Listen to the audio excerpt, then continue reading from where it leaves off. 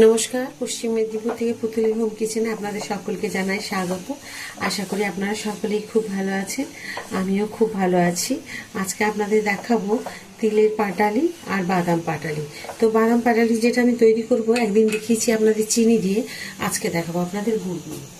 তো দেখুন, আমি বাদামগুলোকে একদম ভেজে, শুকনো কড়াইয়ে ভেজে খোসাগুলো ছাড়িয়ে দু টুকরো করে নিয়েছি। গোটা গোটা হলে ভালো হয়, কিন্তু গোটার থেকেও দু টুকরো যদি ভেঙে নেওয়া হয় এতে আরও সুন্দর হয়। তা আমি অল্প অল্প করে দেখাবো আপনাদের কীভাবে করতে হবে। মেন হচ্ছে পাকটা, যেটা গুড়ের পাকটা হবে সেটা, আর দেখাবো তিলের যে পাটালিটা আমি তৈরি করব সেটা। সেদিন তো চিনি দিয়ে রেখেছি, আজকে গুড় দিয়ে দেখাবো। তো শেষ পর্যন্ত ভিডিওটা দেখার জন্য আপনাদেরকে অনুরোধ রইল, ভিডিওটা শেষ পর্যন্ত দেখুন, সাথে থাকুন। আর আপনাদেরকে বারবার আমি প্রতিটা ভিডিওতে আপনাদের মনে করিয়ে দিই, প্লিজ লাইক, সাবস্ক্রাইব আর শেয়ার করে দেবেন। কেউ ডিসলাইক করবেন না, ভালোবেসে আমার পাশে থাকবেন। এগুলো ভাজা হয়ে গেছে, আর যাতে পুড়ে না যায় দেখবেন। এই থালাটা আমি এখন ঢেলে রাখবো।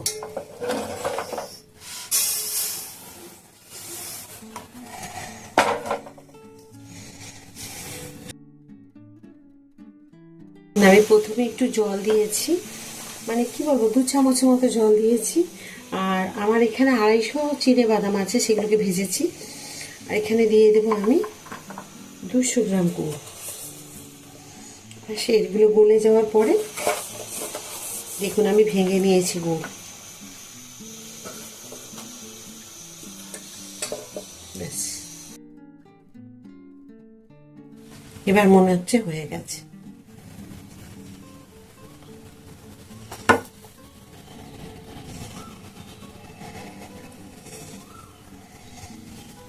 হ্যাঁ, হয়ে গেছে, একটু দেখে নি।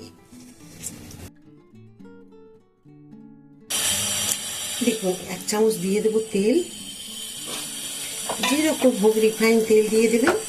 আর দিয়ে দিলাম দেখুন বাদাম, আমি গ্যাস অফ করে দিয়েছি।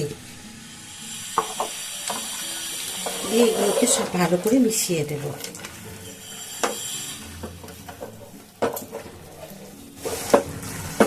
এটা কিন্তু গ্যাস বন্ধ করে করবেন, নাহলে কিন্তু ভালো করে মেশাতে পারবেন না।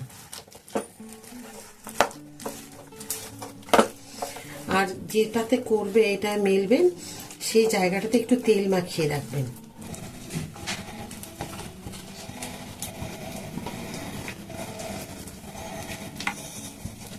দেখুন, এটার উপরে আমি আরেকটা প্লাস্টিক দিয়ে দিলাম তেল মাখানো। এইবারে এটাকে দিয়ে আমি বেলে নেব।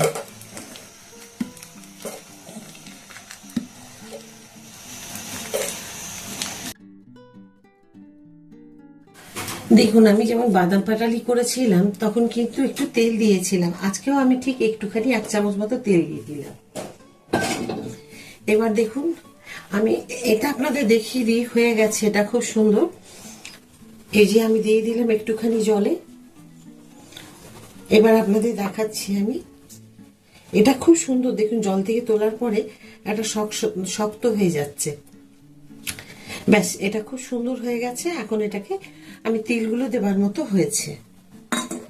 এবার আমি সব তিলগুলোকে দেখুন দিয়ে দিচ্ছি এখানে।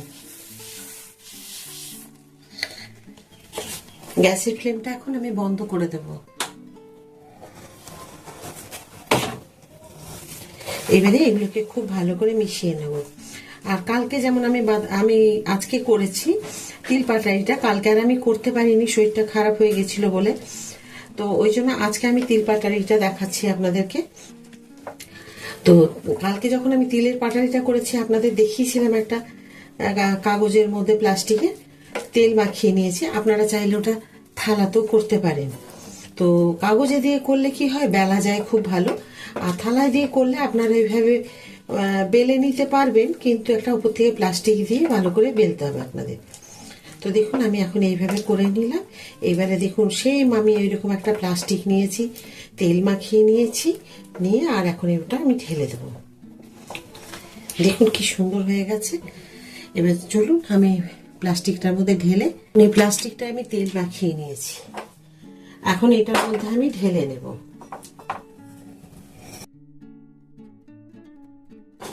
এবার আমি এখানে প্লাস্টিকের মধ্যে দেখুন এটাকে ঢেলে নেব। তো একটুখানি এভাবে নাড়াচাড়া করে একটু ঠান্ডা করে নিতে হবে, যেটা আমি করে নিয়েছি। তারপর আমি এই প্লাস্টিকের মধ্যে ওপর থেকে দেখুন ঢেলে দেব। আপনাদের আরেকটি দেখাবো আমি তিলের নাড়ু। তবে তিলগুলোকে সেম এক জায়গায় আমি ভেজে নিয়েছি, আর ওটাকে আমি তিলের নাড়ু করব আপনাদের। একবার আমি আপনাদের দেখিয়েছি তিলের নাড়ু, জানি না আপনারা দেখেছেন কিনা ভিডিওটা, অবশ্যই দেখবেন। খুব ভালো করে, তখন ওটা আমি চিনি দিয়ে বোধহয় করেছিলাম, আমার ঠিক মনে নেই এই মুহূর্তে, তো দেখে নেবেন। তো আমি আজকে সেই দিন খুব গুঁড়ো করে নিয়েছিলাম, একদম কি বলবো, আটার মতো গুঁড়ো করে নিয়েছিলাম। এটাই সহজভাবে বোঝালাম আপনাদের। আজকে কিন্তু সেটা করিনি, আজকে অর্ধেক অর্ধেক করেছি। তো চলুন এই ফ্রাই প্যানের মধ্যে এটাতেই আমি দিয়ে দেবো গুড় দিয়ে, আর আমি বাকি তিলের যে নাড়ুটা হবে সেটা আপনাদের দেখাবো। এটা একটু ঠান্ডা দেখুন, এখন একটু ঠান্ডা হয়ে গেছে, এমনিতেই গোল হয়ে গেছে, খুব সুন্দর লাগছে দেখতে। এর ওপর দিয়ে আমি দেখুন এই প্লাস্টিকটা দিয়ে দেবো, এতেও কিন্তু তেল মাখানো আছে। এবার আমি হালকা করে এটাকে বেলে দেব। তবে কালকে আমি জানেন খুব ভুল করেছি, যখন বাদাম পাটালিটা করছিলাম তখন কিন্তু আমি কাটিংটা করতে ভুলে গেছি। মানে তখনই যদি একটুখানি ঠান্ডা হয়ে যাওয়ার পর আমি কাটিংটা করতাম খুব ভালো হতো, সেটা আর আমার করা হয়নি। মানে এতটা সুন্দর হয়েছে খুশিতে আমি ভুলে গেছি। তবে আজকে কিন্তু সেই ভুলটা আমি করব না। আজকে ভাবছি একটুখানি ঠান্ডা মানে হয়ে যাওয়ার পরে ফ্রিজে রেখে দেওয়ার পরে যখন ঠান্ডা হয়ে যাবে তখন আমি এই কাটটা করে নেব। তো ওটা করে নিলে খুব ভালো দেখতে, সুন্দর লাগবে। তবে আপনাদেরকে বাদাম পাটালিটা দেখাচ্ছি, কি অদ্ভুত হয়েছে, মানে সুন্দর হয়েছে। আপনারা যখন নিজেরা তৈরি করবেন তখনই বুঝতে পারবেন যে সত্যি কথাই একদম দোকানের মতো হয়। আমরা চেষ্টা করলে বাড়িতে এরকমই দোকানের মতো করতে পারবো। তো চলুন এটাকে আমি এখন একটুখানি আরো ছড়িয়ে দিই। খুব সুন্দর হয়েছে জানেন, এটাও আপনাদের দেখাবো যখন, তখন দেখবেন। বাহ, 15 মিনিটের জন্য ফ্রিজে রেখে দেবো। তো আপনাদেরকে বাদাম পাটালিটা দেখাই একবার। দেখুন আমি যেটুকু করেছিলাম, সত্যি কথা বলতে আমাদের একদম সবাই খেয়ে নিয়েছি, এতটাই সুন্দর হয়েছে খেতে। তবে আমি শেপ দিতে পারিনি তখন। আর দেখুন দোকানের মতো এই সাইডটা দেখুন, আমরা ট্রেনে কিন্তু এই বাদাম পাটালিগুলো দেখতে পাই। এই বাদাম পাটালিগুলো ট্রেনে দেখবেন সবসময় দেখা যায়, আমরা কিনে খাই। আর খুব সুন্দর হয়েছে, আর দোকানের মতো টেস্ট মনে হচ্ছে যেন তার থেকেও ভালো ওর স্বাদটা হয়েছে। তবে আমি চৌকো বা বরফি কোনোটাই আমি কাটতে পারিনি, এইরকম করে চাপ দিলেই মটমট করে ভেঙে যাচ্ছে। দেখুন দেখুন কি সুন্দর হয়েছে না, মানে ভাববেন যেন দোকানে। তো যাই হোক, আমি কিন্তু এটা সত্যি কথা বলতে আমাদের একদমই কেউ রাখতে পারিনি, এতটা সুন্দর হয়েছে। সঙ্গে সঙ্গে ওটাকে খাওয়া শুরু করে দিয়েছে। তো এটা গতকালকে হয়েছে, আর সকাল থেকে খাওয়া হয়েছে অনেকবার। আজকে তিলের যে দুটো দেখাবো সেই দুটো, একটা তো পাটালি দেখাবো, এই ঠিক সেম এইরকম বাদাম পাটির মতোই তিল পাটি দেখাবো, আর একটা নাড়ু দেখাবো। তো চলুন এখন তিলের। এবার দেখুন আমি ওপরে যে প্লাস্টিকটা কি সহজে দেখুন উঠে আসলো, আপনাদের দেখাই। এরকম ভাবে আমি যে দিয়েছিলাম একদম সহজে উঠে আসলো। তো এটাকে সাইডে রেখে আমি আজ কালকের মতো ভুল করব না, তার জন্য কি করব, এইভাবে একটুখানি করে দিয়ে দিয়ে দেব, যাতে সহজে কিন্তু এটাকে ভেঙে, এখনই দেখুন না শক্ত হয়ে গেছে।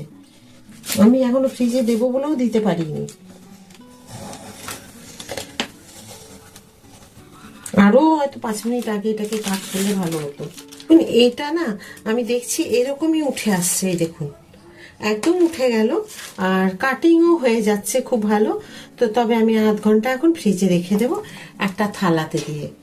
তো চলুন এখন আধ ঘন্টা থাক এটা, তারপর আপনাদের আমি দেখাচ্ছি কিরকম হয়েছে। আমার তিল পাটালি একদম রেডি। 10 মিনিট হলো আমি বের করে রেখেছি, আমি ফ্রিজে 15 মিনিট রেখেছিলাম, তারপরে এই 10 মিনিট হলো বের করে রেখে দিয়েছি বাইরে। আর এখানে যে তিলের নাড়ু করব সেইগুলোকে দেখুন, আপনাদেরকে একটা আমি লাড্ডু তৈরি করে দেখিয়ে দিচ্ছি। হাতে জল বা তেল কোনোটাই মাখার প্রয়োজন হয়নি, এত সুন্দর পাকটা হয়েছে। আপনারা যদি মনে করেন হাতে তেল বা জল মেখে নিয়ে লাড্ডু তৈরি করতে পারেন, তবে এইভাবে পাক তৈরি করলে কোনো হাতে নেওয়ার প্রয়োজন নেই। তো খুব সুন্দর হয়েছে দেখুন লাড্ডুগুলো তিলের।